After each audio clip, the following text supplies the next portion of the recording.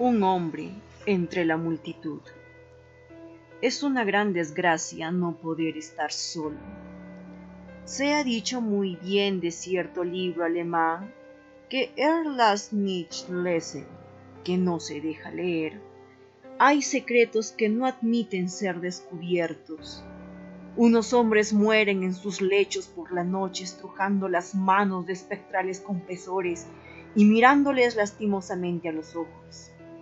Otros mueren con desesperación en el corazón y convulsiones en la garganta, a causa del horror de los misterios que no pueden ser revelados. De cuando en cuando, la conciencia humana soporta una carga de tan pesado horror que no puede desprenderse de ella más que en la tumba. Y por eso queda sin divulgar la esencia de todo crimen. No hace mucho tiempo, a la caída de una tarde otoñal, me hallaba yo sentado ante la amplia ventana saliente del café, en Londres. Durante algunos meses había estado enfermo, pero entonces me encontraba en plena convalecencia. Y al recuperar mis fuerzas, me sentía en uno de esos felices estados de ánimo que son precisamente lo contrario del tedio. Disposiciones de la más aguda apetencia, cuando desaparecen las nubes en la visión mental y el intelecto, como electrizado, supera sus aptitudes cotidianas, en tan alto grado como la ardiente y a la par cándida razón de Leibniz, supera la loca y endeble retórica de Gorgias. El simple hecho de respirar era un gozo y me producía un positivo placer. Cada cosa me inspiraba un tranquilo pero inquisitivo interés. Con un cigarrillo en la boca y un periódico sobre las rodillas, me había divertido durante la mayor parte de la tarde, unas veces en hojear los anuncios, otras en observar la mezclada concurrencia del salón y otras en contemplar la calle a través de los cristales empañados por el humo. La calle es una de las principales vías de la ciudad y había estado invadido por la multitud durante todo el día. Pero al oscurecer, aumentó el gentío por momentos, y cuando encendieron los faroles, dos cada vez más densas y continuas oleadas de gente se cruzaban por delante de las vidrieras. No me había yo encontrado nunca antes en una situación semejante a la de aquel momento especial del anochecer, y el tumultuoso océano de cabezas humanas me llenaba, por eso, de una emoción deliciosa y nueva. Al cabo, no puse la menor atención en las cosas que ocurrían en el local y permanecí absorto en la contemplación del espectáculo de fuera. Al principio, tomaron mis observaciones un giro abstracto. Miraba a los transeúntes por masas y mi pensamiento no los consideraba más que en sus relaciones conjuntas. Pronto, no obstante, pasé a los detalles y examiné con minucioso interés las innumerables variedades de figuras, de indumentarias, de talantes y andares, de caras y de expresiones fisonómicas.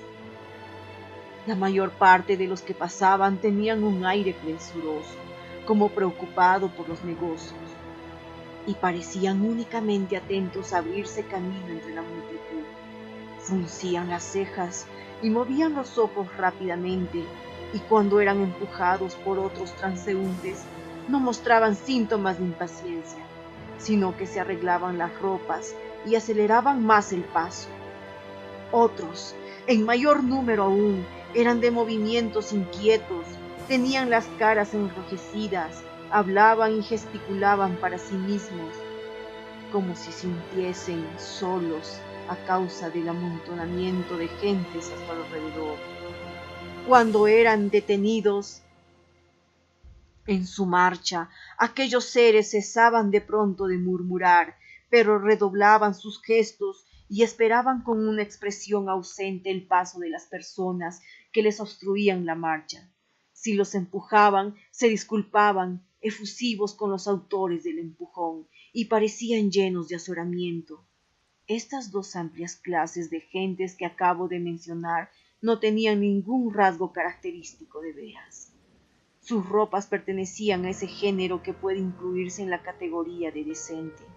Eran sin duda caballeros, comerciantes, abogados, artesanos, agiotistas, los eupátridas y el vulgo de la sociedad, hombres ociosos y hombres activamente dedicados a asuntos personales que regían negocios bajo su propia responsabilidad.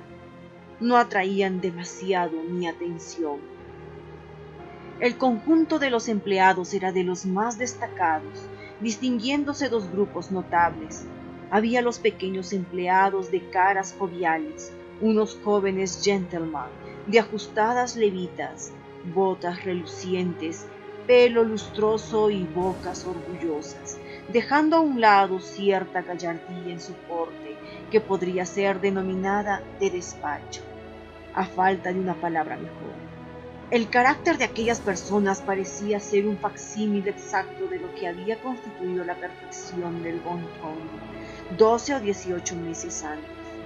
Exhibían una gracia de desecho de la clase media, y esto, supongo yo, significa la mejor definición de su clase. La división de los altos empleados de casas sólidas o de los steady old fellows, o compañeros firmes o antiguos, era imposible de confundir.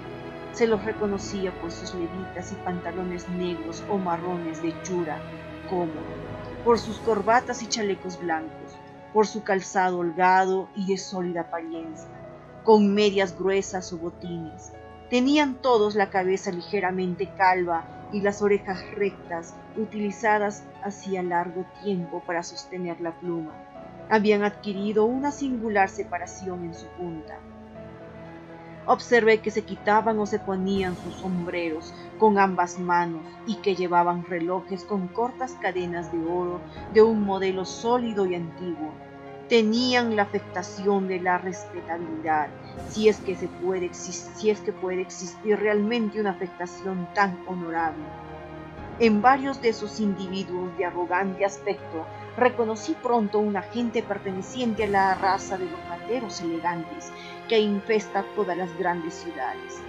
Vigilé a aquella clase media con verdadera curiosidad y me resultó arduo imaginar cómo podrían ser confundidos con unos auténticos gentlemen por los propios gentlemen.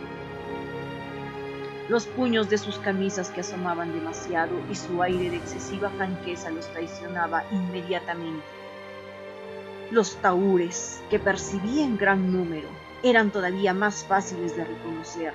Llevaban toda clase de trajes, desde el arrojado tramposo camorrista, con chaleco de terciopelo, corbata de fantasía, cadena dorada y botones de filigrana, hasta el de pastor protestante, de tan escrupulosa sencillez que nada podía ser menos propenso a la sospecha. Todos, no obstante, se distinguían por cierto color moreno de su curtido cutis, por un apagamiento vaporoso de la vista y por la palidez de sus finos labios. Se advertían por ende otros dos rasgos por los cuales podía yo siempre identificarles: el tono bajo y cauteloso de sus conversaciones y un más que ordinario estiramiento del pulgar hasta formar ángulo recto con los demás dedos. Muy a menudo, en compañía de aquellos pícaros, he observado una clase de hombres algo diferentes en su vestimenta, pero que son pájaros del mismo plumaje. Se los puede definir como caballeros que viven de su ingenio y parecen dividirse en dos batallones también para devorar al público, el de los dandies y el de los militares. En la primera clase los rasgos característicos son cabellos largos y sonrisas, y en la segunda levitas y ceño. Descendiendo en la escala de lo que se llama nobleza, encontré temas de meditación más sombríos y profundos. Vi judíos buhoneros, en los que fulgían ojos centelleantes de halcón, en contraste con unos rostros cuyos otros rasgos mostraban una expresión de abyecta humildad. Porfiados, mendigos profesionales, empujando a pobres de mejor calaña y a quienes solo la desesperación había arrojado en público. Llegaba la noche para implorar la caridad. Débiles y lívidos inválidos, a quienes tenía asidos con mano firme la muerte y que se retorcían y se tambaleaban entre la muchedumbre, mirando, suplicando a todas las caras, como en busca de algún fortuito consuelo, de alguna esperanza perdida. Modestas muchachas que volvían de una larga y prolongada labor hacia unos tristes hogares y que retrocedían más llorosas que indignadas ante las miradas de los rufianes, cuyo contacto directo no podían evitar a pesar suyo. También vi rameras de todas clases y de todas las edades. La inequívoca belleza primorosamente femenina que hacía recordar las descripciones de Luciano. Estatuas cuya superficie era como mármol de Paros y cuyo interior estaba lleno de inmundicias. La leprosa harapienta, repugnante y completamente vencida en su vicio. La arrugada y pintarrajeada bruja cargada de joyas, haciendo un último esfuerzo por hacer creer en una juventud ida, y la adolescente aún pura, de forma sin acusar, pero entregada ya por una larga camaradería a las horrendas coqueterías de su comercio y ardiendo con frenética ambición por verse colocada al nivel de sus mayores en el vicio. Innumerables e indescriptibles borrachos, algunos andrajosos y llenos de remiendos, tambaleándose, desarticulados con caras tumefactas y ojos empañados. Observé otros tipos vestidos con presuntuosos trajes, aunque ya ajados y sucios de aire fanfarrón, bien que un tanto vacilante, de gruesos labios sensuales y caras rubicundas, de decidida apariencia.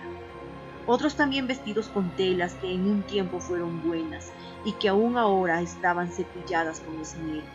Hombres que andaban con un aire más seguro y flexible de lo natural, pero cuyos rostros estaban espantosamente pálidos, cuyos ojos eran atrozmente feroces e inyectados, y que mientras andaban a grandes pasos entre la multitud agarraban con trémulos dedos todos los objetos que encontraban a su alcance.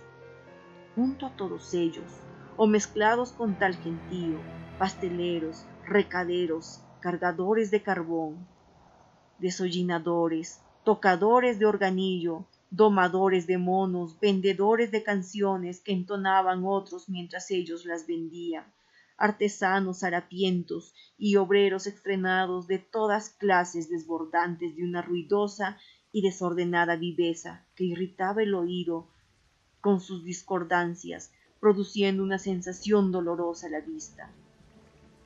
Según se hacía más honda la noche, se hacía también más profundo mi interés por la escena, pues no sólo se alteraba el carácter general de la multitud, en la que los rasgos más notables desaparecían con la retirada gradual de la parte más tranquila de la gente, y los groseros se ponían más de relieve a medida que la última hora sacaba cada especie infamemente de su guarida, sino que las luces de los faroles, débiles al principio en su lucha con el día agonizante, cobraban al cabo su mayor vigor y proyectaban sobre todas las cosas una iluminación deslumbradora. Todo estaba oscuro y sin embargo brillante, como ese ébano al cual se ha comparado el estilo tertuliano. Los extraños efectos de la luz me obligaron a examinar más y más los rostros de los individuos, y aunque la rapidez con que pasaba aquel mundo así iluminado ante el ventanal me impidiera lanzar más de una ojeada sobre cada faz, me parecía que, dado mi peculiar estado mental, podía leer sin esfuerzo, en el breve intervalo de una ojeada, la historia de largos años. Con la frente pegada al cristal estaba yo así dedicado a escudriñar la multitud, cuando de repente apareció ante mis ojos el rostro de un viejo decrépito de unos 65 o 70 años, una cara que enseguida absorbió mi interés a causa de su expresión. No había yo visto nunca antes nada remotamente parecido a esta. Recuerdo bien que mi primer pensamiento al verla fue que, de haberla observado, La hubiera preferido con mucho para sus interpretaciones pictóricas del demonio. Cuando intentaba durante el breve instante de mi primer vistazo efectuar algún análisis del sentimiento transmitido, noté surgir confusas y paradójicas en mi espíritu unas ideas de gran lucidez mental, de cautela, de ruindad, de avaricia, de frialdad, de maldad, de sed sanguinaria, de triunfo, de alegría, de excesivo terror, de intensa y suprema desesperación. Me sentí singularmente alerta, estremecido, fascinado. ¡Qué extraña historia!, me dije a mí mismo, debe anidar en ese pecho. Tuve entonces un vehemente deseo de no perder de vista a aquel hombre, de saber más de él. Me puse apresuradamente el gabán y tomando mi sombrero y mi bastón, me abrí camino por la calle, lanzándome entre la muchedumbre en la dirección que le había visto tomar. No sin cierta dificultad conseguí al fin divisarle. Me aproximé y le seguí de cerca, pero con precaución para no llamar la atención. Disponía de una buena oportunidad de examinar su persona. Era de pequeña estatura, extremadamente delgado y apariencia débil. Sus ropas en general se ofrecían sucias y harapientas, pero cuando pasaba bajo la fuerte claridad de un farol, observé que su ropa blanca, aunque manchada, era de buena clase, y si no me engañaron mis ojos, a través de un desgarrón del roquelar abrochado hasta la barbilla y adquirido seguramente en una prendería, atisbé el refulgir de un brillante y de un puñal. Estas observaciones avivaron mi curiosidad y decidí seguir al desconocido a donde fuera. Había llegado ya la noche y sobre la ciudad caía una niebla densa y húmeda que acabó en una lluvia copiosa y continua. Este cambio de tiempo tuvo un efecto raro sobre la gente, que se agitó toda ella con una nueva conmoción y quedó oculta por numerosos paraguas. La ondulación, los empellones y el zumbido crecieron 10 veces más. Por mi parte, no me fijé mucho en la lluvia, pues tenía aún en las venas una antigua fiebre en acecho, que hacía que la humedad me resultase un tanto peligrosamente grata. Me anudé un pañuelo alrededor del cuello y me mantuve firme. Durante una media hora el viejo fue abriéndose camino difícilmente por la calle, y yo anduve casi todo ese tiempo pisándole los talones y sin perderle de vista ni un instante. Como no volvió nunca la cabeza, no me vio. Luego torció por una calle transversal que, aunque muy concurrida, no se hallaba tan atestada como la principal que acababa el de dejar atrás. Aquí se produjo un visible cambio en su actitud. Caminó ahora mucho más despacio y con menos decisión que antes, vacilando mucho. Cruzó y volvió a cruzar la vía, sin finalidad aparente, y la multitud volvió a hacerse tan espesa que a cada uno de estos movimientos me veía obligado a seguirle más de cerca. Era una calle estrecha y larga, y su andar se prolongó casi otra hora, durante la cual fueron disminuyendo los transeúntes hasta reducirse a la cantidad que se ve de ordinario al mediodía en Broadway, cerca del parque. Hasta tal extremo es grande la diferencia entre la población londinense y la de la ciudad americana más populosa. Un segundo giro nos condujo a una plaza muy iluminada y desbordante de vida, y el desconocido volvió a su actitud de antes. Su mentón se hundió sobre su pecho, mientras sus ojos giraron con viveza bajo unas cejas fruncidas. Apresuró el paso con regularidad, manteniéndolo así, pero me sorprendió, no obstante, que cuando hubo dado la vuelta a la plaza, retrocediese sus pasos, y mi asombro creció al verle repetir el mismo paseo varias veces, estando a punto de que me descubriese al girar sobre sus talones con un movimiento repentino. En tal ejercicio invirtió otra hora, al final de la cual fuimos menos obstaculizados por los transeúntes que al principio. Caía con fuerza la lluvia, enfriando el aire, y la gente se retiraba a sus casas. Con un gesto de impaciencia, el errabundo se adentró por una calle oscura y relativamente solitaria, y a lo largo de la misma corrió un cuarto de milla o cosa así, con una agilidad que no hubiera yo imaginado en un hombre de tanta edad, costándome no poco trabajo seguirle. En pocos minutos desembocamos en un bullicioso mercado, de cuya topografía parecía bien enterado el desconocido, quien volvió a adoptar su aparente actitud primitiva, abriéndose paso aquí y allá entre el gentío de compradores y vendedores.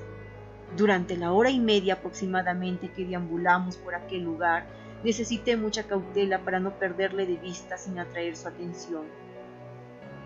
Afortunadamente, llevaba yo chanclos de caucho y podía moverme en silencio. No se dio cuenta ni por un momento de que yo le espiaba. Entraba en una tienda y otra tienda, no preguntaba el precio de nada, ni decía una palabra, y examinaba todos los objetos con una mirada entre fija y ausente. Estaba yo ahora sorprendido por su conducta y adopté la firme resolución de no separarme de aquel hombre hasta haber satisfecho de alguna manera mi curiosidad con respecto a él. Un reloj de sonoras campanadas dio las 11 y todo el público se marchó del mercado acto seguido. Un tendero, al bajar el cierre, dio un codazo al viejo y en el mismo momento vi que recorría su cuerpo un estremecimiento. Se precipitó a la calle, miró a su alrededor durante un momento y luego huyó con una increíble velocidad por las numerosas y tortuosas callejuelas desiertas, hasta que desembocamos de nuevo en la gran vía de donde habíamos partido, la calle donde estaba el café.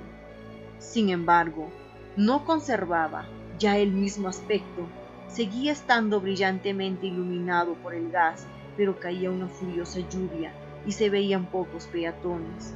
El desconocido palideció, dio pensativo unos pasos para la avenida antes populosa y luego, lanzando un fuerte suspiro, torció en dirección del río para adentrarse en un gran laberinto de calles apartadas. Llegó, en fin, ante uno de los principales teatros. Estaban cerrándolo y el público salía apiñado por las puertas. Vi al viejo abrir la boca como para respirar cuando se metió entre el gentío, pero me pareció que la intensa angustia que se reflejaba en su cara se había calmado en cierto modo. Volvió a hundir la cabeza en su pecho y apareció tal como le había visto la primera vez. Advertí que se dirigía entonces hacia la misma dirección seguida por el público, aun cuando realmente no podía ya comprender la rara obstinación de sus actos. En tanto que avanzaba, se iba desperdigando la gente. Se volvieron a ser ostensibles su malestar y vacilaciones. Durante un rato siguió de cerca un grupo de 10 o 12 alborotadores, pero poco a poco y uno por uno se fueron separando hasta quedar reducidos solo a 3 en una calleja angosta y lóbrega, nada frecuentada. El hombre hizo un alto y por un momento pareció absorto en sus pensamientos. Después, con una agitación muy marcada, tomó con rapidez por otra calle que nos condujo a las afueras de la ciudad, cruzando lugares muy diferentes de los que habíamos pasado. Era el barrio más sucio y maloliente de Londres, donde todas las casas aparecen marcadas por la miseria más triste y aún por el crimen. A la luz mortecina de un farol se veían casas de madera altas, antiguas, carcomidas como tambaleantes, en direcciones tan diversas y caprichosas que apenas se descubría entre ellas un paso. Los adoquines estaban esparcidos al azar, se diría que empujados alrededor por una profusa hierba. Asquerosas inmundicias se pudrían en las alcantarillas cegadas. Todo el ambiente rebosaba desolación. Sin embargo, mientras avanzábamos, se reavivaron los ruidos de la vida humana, creciendo gradualmente, y por último, nutridos grupos plebeyos se movieron vacilantes aquí y allá, Palpitaron de nuevo los ánimos del viejo, como una lámpara que está pronta a extinguirse y que es espabilada. Una vez más se precipitó hacia adelante con elástico paso, y de repente volvimos una esquina. Ardió ante nuestra vista una fulgurante luz, y nos encontramos ante uno de los enormes templos suburbanos de la intemperancia, uno de los palacios del demonio Ginebra. Era casi el alba, pero aún se apretujaba un tropel de miserables borrachos por dentro y por fuera de la gran puerta, aquí y allá. Palpitaron de nuevo los ánimos del viejo. Entre ellos readquirió enseguida su primitivo aspecto y se puso a pasear arriba y abajo sin un claro. No llevaba mucho tiempo dedicado a este ir y venir cuando un fuerte empujón hacia la puerta reveló que el dueño iba a cerrarlas a causa de la hora. Lo que observé entonces en el rostro del ser singular a quien espiaba yo tan tenazmente fue algo más que la desesperación. Sin embargo, no vaciló en su carrera, pero con una energía loca volvió sobre sus pasos, de pronto hacia el corazón del poderoso Londres. Huyó largo rato rápidamente, mientras yo le seguía entre aturdido y asombrado, resuelto a no abandonar una investigación por la que sentía un interés de todo punto absorbente. Salió el sol mientras seguíamos marchando, y cuando hubimos llegado otra vez al más atestado centro comercial de la populosa ciudad, la calle del café donde estaba, presentaba ésta un aspecto de bullicio y de actividad humana, semejante al que había yo presenciado en la noche anterior, y allí, entre la confusión que aumentaba por momentos, persistía en mi persecución del desconocido, pero como de costumbre, él andaba de un lado para otro, y durante el día no salió del torbellino de aquella calle, y cuando las sombras de la segunda noche iban llegando, me sentí mortalmente cansado, y deteniéndome enfrente al errabundo, le miré con decisión a la cara. No reparó en mí y reanudó su paseo, en tanto que yo, dejando de seguirle, permanecí absorto en aquella contemplación. Este viejo, pensé por fin, es el tipo y el genio del crimen profundo. Se niega a estar solo. Es el hombre de la multitud. Sería inútil seguirle, pues no lo lograría saber más de él ni de sus actos. El peor corazón del mundo es un libro más repelente que el Hortulus Animae, y quizás una de las grandes mercedes de Dios sea que las sich nicht lesen, que no se deja leer.